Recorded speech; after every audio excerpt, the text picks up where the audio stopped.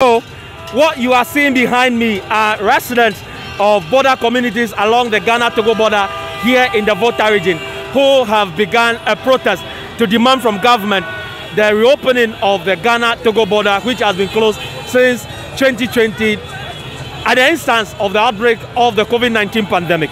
But this morning, we want to find out from the conveners what exactly this work is about and how they will be ending it.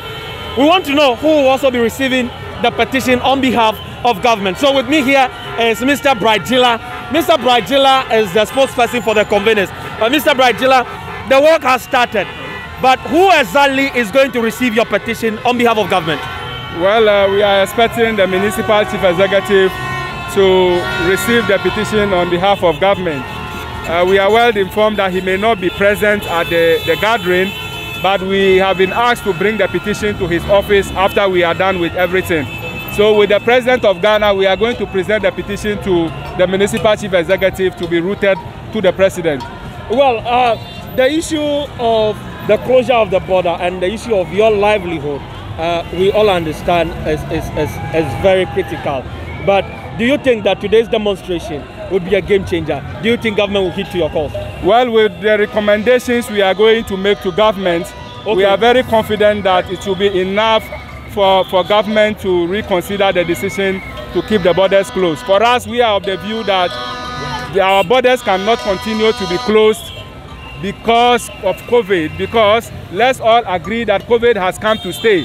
And if we understand it in that manner, then every measure we put in place to fight COVID should consider the economic effect on the people living along the border. And that has always been our concern. 1.5 years now, the border is closed. Nobody is asking. So those working in Ashigame from Aflawu, those working at the Togo Harbor from Aflawu, what are they eating? Somebody should be asking this question. Somebody should be concerned.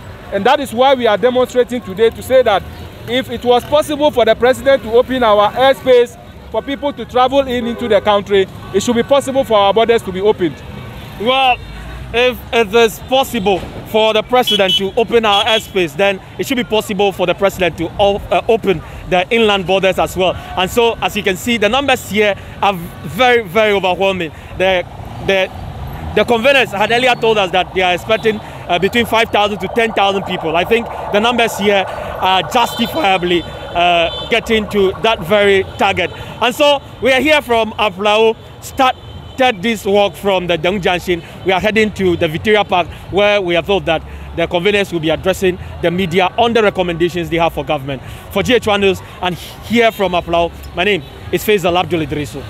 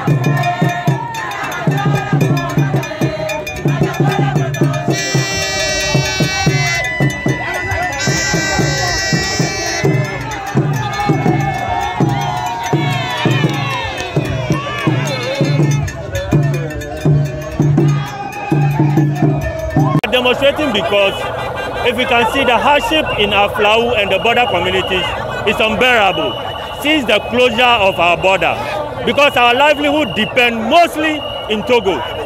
We are family related, we are relatives. Somebody has a building in Ghana, the hall is even in Togo. And today the closure of the border, you can see the hardship everywhere. Everybody is suffering. So we are begging the government of the day that it should come to our aid. We should please, he's the chairman of the ECOWAS Commission. Please, for God's sake, talk to your partners, talk to your colleagues heads of state, open the border so that you can pay. With this COVID that we are suffering and there is hardship and now the border is closed again. We are begging the government of the day that we are pleased, we are on our knees. It should come and open the border for our sake. Thank you. On the street in Aflau to demonstrate for the reopening of the borders is overwhelming. But something drastic is happening. As you can see, there is more or less a reinforcement and police officers are more or less blocking the very road to the border. That is to ward off the demonstrators from accessing the main entry point on the Ghana-Togo border. But I have with me here the commander in charge of the forces here today. I want to understand from him what exactly they are doing here. So let me quickly get the commander. Okay, so sir, I want to understand because initially this thing looks very peaceful. Indeed, it's still peaceful, but there is some sort of a drastic change. What exactly is happening? Yes, good morning, good afternoon, good evening to wherever you are. The thing is that, yes, as you saw initially, it was very peaceful, and even now it's peaceful. Just that they have violated the agreement that we had. They were to pass through the market road and then back to where they want to converge. That's Victoria Park. This area was not part of the arrangements. This is security zone, and we can't allow them to go to the border. So that's why we have also come to park here to ensure that they don't go to the border to go and destroy things over there. So basically, they have go against the initial arrangements. And otherwise, you would have seen all these things. All right. Yeah. Thank you very much. And so, the initial plan did not include this particular stretch that leads to the main entry point on the Ghana-Togo border. And so, the police are mounting a roadblock to ward off the demonstrators from accessing the main entry point. So, behind me is the main entry point on the Ghana-Togo border and the demonstrators on the other side. As you can see, the numbers of police personnel here have been beefed up. There is a blockade here. They won't be allowed to access the main entry point. Here from Aflau, we are covering and giving you the update from the demonstration on the open border issue. The residents here are asking government to open the Ghana-Togo border, which they say the closure of it since 2020 is affecting livelihood. They are talking about hunger. They are talking about thirst. They are talking about economic issues. They are asking government to listen to their plight. The closure of the border is affecting our business so seriously. Now the business has gone down. Goods are not passing. We clear goods and we cause government to realize its targeted revenue. Now government is not able to realize its targeted revenue because business has gone down drastically. And so what do you want from government? What we want from government is we are pleading with our President, His Excellency Nana Addo, Akufo-Addo, to open the borders for us. We are suffering. Our wives are divorcing us. Our children can't go to school because we don't have money to give to them to go to school. We are suffering. Our mothers are suffering. Our sisters are suffering. All border communities are suffering because our business cut across the borders. We used to cross the border and come. That's why we do business. And even our ECOWAS protocol stipulate that we have to allow free movement of people and goods. So we are only pleading for the president to open our borders for us.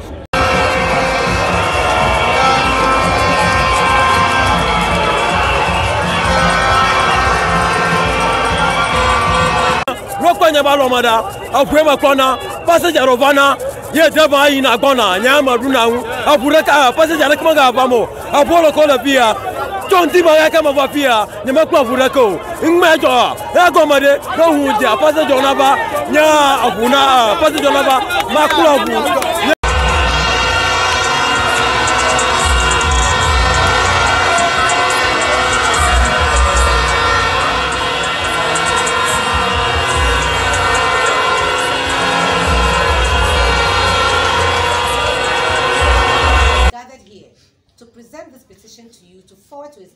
Excellency, the President of the Republic of Ghana and Chairman of ECOWAS. 1. That the borders immediately be opened between Ghana and Togo, which has been closed for almost a year and a half now. 2. That the damaging effects of the closure of the border on the people of Ketu South municipality go beyond economic hardships to socio-cultural ones, as the kinship ties between the families living across both borders have broken with no end in sight. That unlike the sea and air borders that have been opened, the land borders have remained closed, and with social and economic hardship on the people whose livelihoods depend on the Ghana-Togo border, particularly the Aflau border. That small-scale businesses that largely rely on the cross-border trade have collapsed, with their operators facing starvation as they have no alternative livelihoods. 5. That most small-scale businesses that largely rely on the cross-border trade have collapsed, and they too can see no end in sight. The headquarters, 6. The headquarters, mainly middle-aged and old women who make their living by carrying wares for people across the Ghana-Togo border, suddenly find themselves jobless and penniless.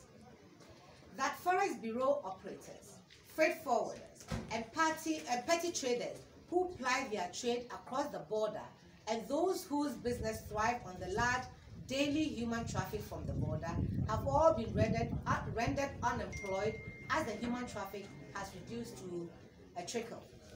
That the economic cost of the border closure to all these people is just too unbearable. That the government has not put in any mitigating measures in place to alleviate the suffering of the people resulting from the border closure. That loss of livelihood and loss of income for over a year and a half has led to divorces, sickness, trauma, death, among others, as most people cannot bear the dire consequences of the border closure.